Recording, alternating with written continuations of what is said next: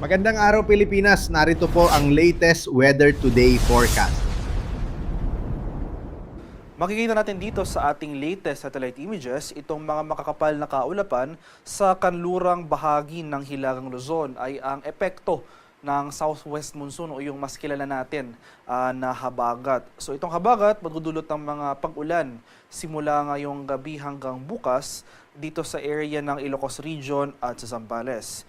Pero for Metro Manila at lalabing bahagi ng ating bansa, generally maaliwalas sa panahon na ating inaasahan, no?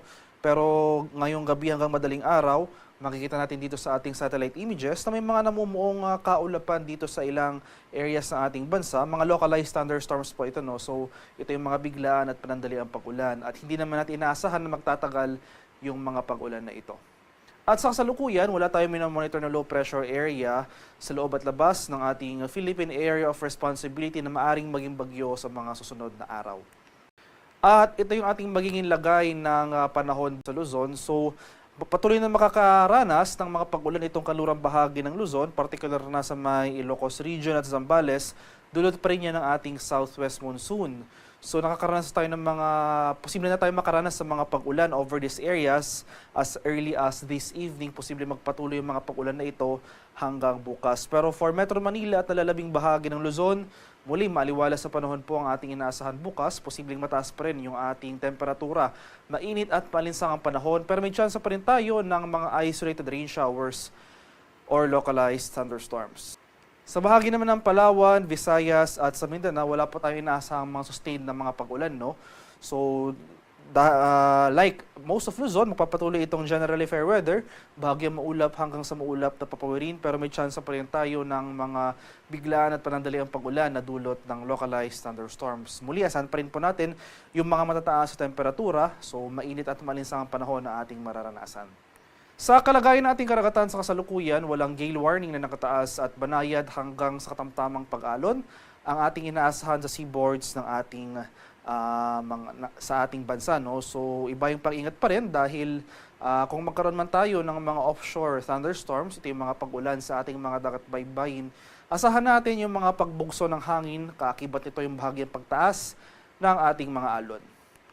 At para naman sa ating 3D weather outlook, ito yung magiging lagay ng ating panahon sa mga susunod na araw sa mga piling syudad ng ating bansa, no? So, for Metro Manila, Baguio and Legazpi, simula sa araw ng Lunes hanggang sa Miyerkules, ay magpapatuloy muli itong generally fair weather. Pero dahil sa epekto ng habagat, makakaranas pa rin tayo ng mga kaulapan at mga pag-ulan sa kanlurang bahagi ng Luzon. So generally, Ilocos Region, Zambales, Bataan, pati na rin sa ilang areas ng Cavite, Batangas at Palawan, posible tayong makaranas ng mga sustained o ng mga kaulapan at mga pag-ulan sa araw ng Martes.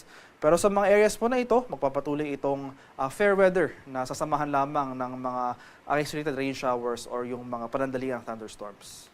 Sa bahagi naman ng Visayas, particular na itong mapapansin natin, no, itong kanlurang bahagi ng Visayas dito sa Western Visayas area, simula sa araw ng Miyerkules, posible tayong makaranas dyan ng mga kaulapan at mga kalat-kalat na pag-ulan na may pagkulog at pagkilad na dulot ng habagat. For the rest of these forecast areas sa remainder ng forecast period, Monday to Wednesday, itong Central and Eastern Visayas, magpapatuloy yung mga generally fair weather.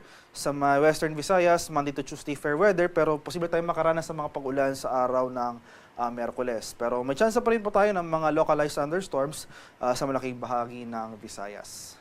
Sa area naman ng Mindanao, mapapansin muli po natin, no, itong kanlurang bahagi ng Mindanao, sa may Zamboanga Peninsula, particular na sa Zamboanga City, as early as Monday hanggang Wednesday, makakaranas mo tayo ng mga sustained na mga kaulapan at mga kalat-kalat na pag-ulan na may pagkulog at pagkilat na dulot ng habagat. So Monday to Wednesday over Western Mindanao, saan po natin yung mga sustained na pag-ulan. Meanwhile, for nalalabing bahagi ng Mindanao sa may Metro Davao at Cagayan de Oro, sa araw ng Lunes hanggang sa Miyerkules, ang papatuloy itong mainit at maalinsang ang panahon na may tsansa ng isolated rain showers or mga localized thunderstorms.